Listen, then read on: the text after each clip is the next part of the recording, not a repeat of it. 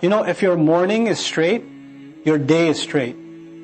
And when your day is straight, your life is straight. So it's like you're saying, when your morning is good, your life is good. When your morning can be salat on time, istighfar, it begins with a beautiful supplication to Allah between you and nobody else there, just you and Allah there, and you get to have a conversation with Allah that morning, that entire day you will enjoy the blessings of that experience. Everything about that day will be blessed. You will wake up late, you will pray salah half asleep, you will do all of that stuff, and it will have an impact on the rest of your day. And when you do that istighfar to Allah in the beginning of that day has barakah, which makes you more sabir, more sadiq, more qanit. All of these qualities, you get more and more of them because you started with that. On the one hand, you have those who want to shun the world. And on the other hand, you have those who want to embrace the world and say, making more money and, enjoying more dunya, etc., etc. It's part of life and we have to do it, etc., etc., without consideration for the spiritual harm of indulging. The harms of, going into indulgence. Because it can really slowly start eating away at your heart.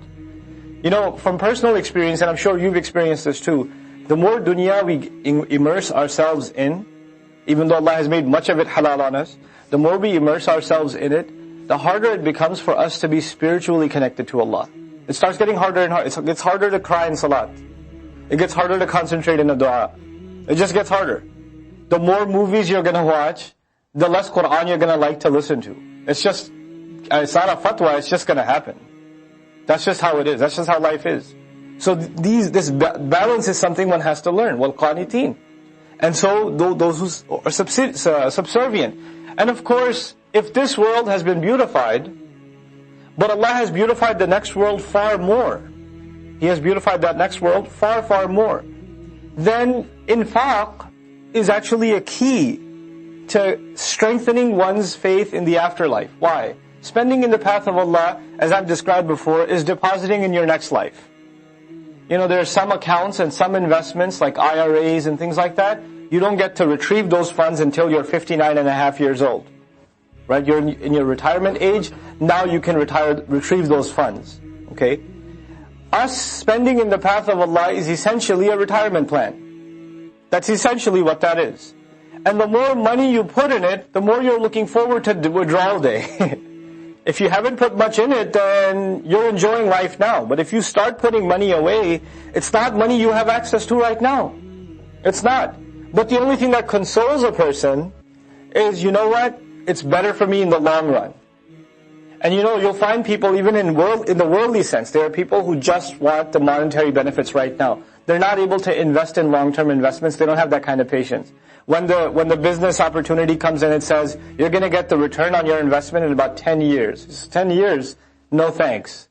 I'd rather hold on to my money right now. Even if it's not going to grow or multiply over time, I don't have that kind of long-term thing. I'm too impatient for that. Where did this ayah begin? As-sabirin. People who are going to engage in a long-term investment have to have what to begin with? They have to have patience. They have to have patience. And if they have that patience, then when they get to that subservience and the call is made, they're able to spend without a problem. They're able to let go of one of the things that gives them, what gives us comfort in life is money. Without money, you can be in discomfort. And money is a source of comfort. And then the next comfort that even the poorest one enjoys is sleep. That's one form of comfort everybody can have. Even the one in torment in life, when they're asleep, they're asleep. All their problems are gone, at least during those hours of sleep, right? So that next piece of life that one really enjoys has been taken away because someone who really wants the akhirah is al-mustaghfirina bil-ashar. And those who make istighfar at what time? Early mornings. They sacrifice their sleep. They take away that other comfort, that comfort that everybody has. So there's this special comfort from money. They start letting go of that for an eventual comfort. And then there's a daily comfort, and that is that of sleep. People can hate anything else. They'll love sleep. Sleep is something, I know kids hate it, right? But then and most kids, they hate waking up. They're really cranky if they hate sleeping, once they fall into it, they love it. وَسَارِعُوا إِلَى مَغْفِرَةٍ مِّن رَبِّكُمْ. And rush to forgiveness that comes from your master. وَجَنَّةٍ عَرْضُهَا السَّمَاوَاتُ وَالْأَرْضِ. And a jannah, a garden, whose expanse is the skies and the earth. أُعِدَّتْ, it has been thoroughly prepared, completely prepared for people that have taqwa. Allahumma ja'alna minhum. For the people of taqwa who are cautious. This time the people of caution are given characteristics, qualities. Who are these people of taqwa? What does that mean practically? الَّذِينَ يُنْفِقُونَ فِي السَّرَّاءِ وَالضَّرَّاءِ. The opposite of riba. Riba is you hold on to your money so it can multiply and you can collect more. The opposite is you keep giving it up. Those who spend, the muttaqeen who spend in as-sarra'i wad-darra, in easy times and in hard times. Darra, when times are hard and tough. وَالْكَاظِمِينَ الْغَيْظَ. So first of all, you have an attitude of spending all the time. You never spare an opportunity for that.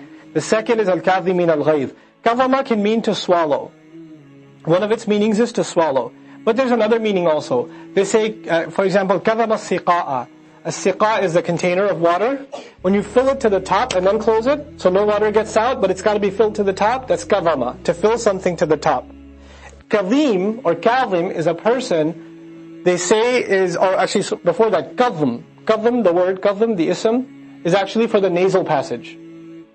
And the Arabs would, in their imagery, and they would speak figuratively, they would say when someone's angry, they're kazim, which means their nasal passage is full of anger up to here. Like all the way up to the end of their nasal passage, they're filled with anger. Okay? You know, people say, I've had it up to here. I had it up to there. Well, they'd say they've had it up to here. Like their breathing is now filled with rage. But it hasn't come out yet. In other words, Kazim is someone who's extremely enraged, but it hasn't left the insides of him yet. It hasn't come out yet. So those who swallow or keep inside, al-ghayz, the anger that makes your blood rush. The anger that makes you just go, and you clench your fist. And you start shaking. This is al-ghayz, okay? But ghayz also is the kind of anger that it's still before retaliation. It's what you feel before retaliation.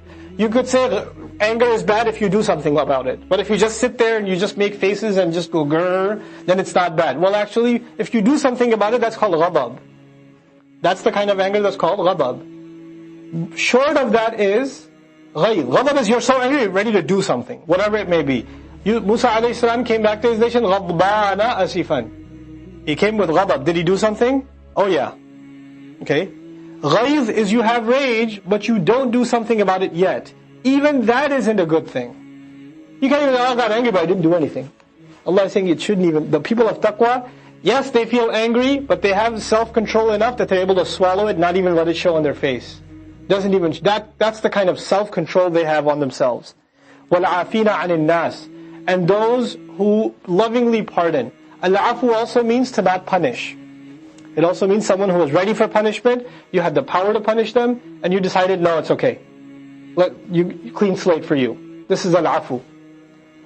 وَالْعَافِينَ عَنِ النَّاسِ. And those who are ready and willing to pardon people. وَاللَّهُ يُحِبُّ الْمُحْسِنِينَ. And Allah, He loves those who excel. Allah in fact is the one who loves those who excel. So the ayah began with taqwa, and it graduates to ihsan. That's an important observation. Taqwa is already there, but people who, because of their taqwa, are able to accomplish these qualities in their life, then they will have reached the highest state that the believer can enjoy, and that is of ihsan. This same progression of how taqwa leads to ihsan will be mentioned in Surah Al-Ma'idah. ثُمَّ اتَّقَوْا وَآمَنُوا ثُمَّ اتَّقَوْا أَحْسَنُوا. That taqwa leading to ihsan will be mentioned later on also. Now Allah mentions these same people of taqwa, they're going to have to spend when it's easy, when it's hard, implying it's not always going to be easy for them to spend. Their anger will be tested. People will do offenses against them, and they will use that opportunity to find forgiveness for them. Then Allah adds, وَالَّذِينَ إِذَا فَعَلُوا فَاحِشَةً. Those are the very people that if and when the situation arises that they have committed mindlessly, fa'alu, they didn't think about it, they just did it, they were impulsive. Fahisha is anything that brings you close to zina. The Shari'i technical definition that Mufassirun give, al-fahisha hiya allati tuqarribuka ila zina. Whatever will bring you close to fornication, adultery, that's fahisha. Whether that be a glance, whether that be something you're looking at online, whether it's something on a computer or TV screen, whether it's filthy words, whether it's filthy music, whatever it may be, it can take many forms. In simple terms, you can say whatever's lewd, shameless, vulgar, indecent, this fahish. Okay? And it says fahishatan, it's nakira, which implies they mindlessly do any act of shamelessness. It happens. They did something indecent, and they got impulsive and they committed such an act. Not the worst of it, az-zina, anything short of that too. أَوْ ظَلَمُوا أَنفُسَهُمْ, or wrong themselves in any other way. In other words, fahisha is not the only kind of wrongdoing. Maybe they got angry and said something they shouldn't have said. They weren't able to swallow their anger, right? And they said something. Maybe they got jealous. Maybe they lied. Maybe they cheated. Maybe to just get away from trouble with their parents, they kind of made a little white lie. Not that harmful, but they, how's it going? Everything's fine. Yes, it's okay. Where are you? In the masjid. You're not in the masjid. Okay. Did you go to class? Yes, of course. Of course I was in class. So, it's not that big of a deal. Any other kind of wrongdoing also, ذَكَرُ اللَّهِ, they immediately remembered Allah.